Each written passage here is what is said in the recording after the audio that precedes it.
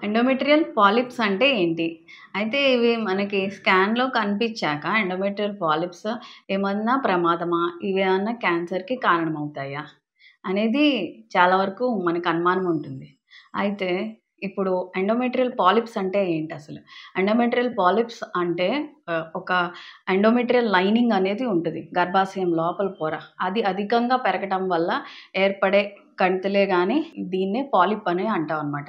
అయితే క్యాన్సర్‌కి అసలు కారణమైతే అయ్యేదానికి ఛాన్సెస్ చాలా తక్కువ.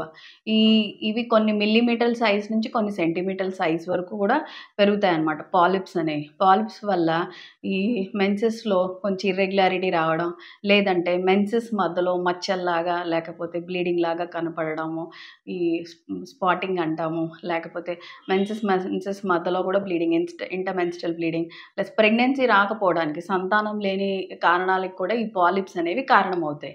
ఇది మెయిన్‌గా ఎందుకు ఏర్పడతాయంటే హార్మోనల్ ఇంబాలెన్స్ వల్ల, అధికమైన ఈస్ట్రోజన్ శాతం వల్ల ఏర్పడుతూ ఉంటాయి.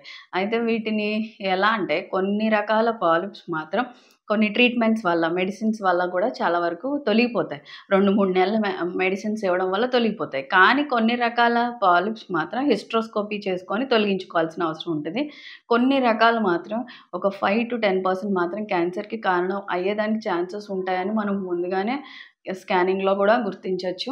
వాటిని మాత్రం తొందరగా తొలగిచ్చి ఏదన్నా అవసరమైతే సర్జరీ గూడా గర్భాశయాన్ని గూడా తొలగించాల్సిన అవసరం చాలా తక్కువ ఛాన్సెసే ఉంటాయి దీనికి.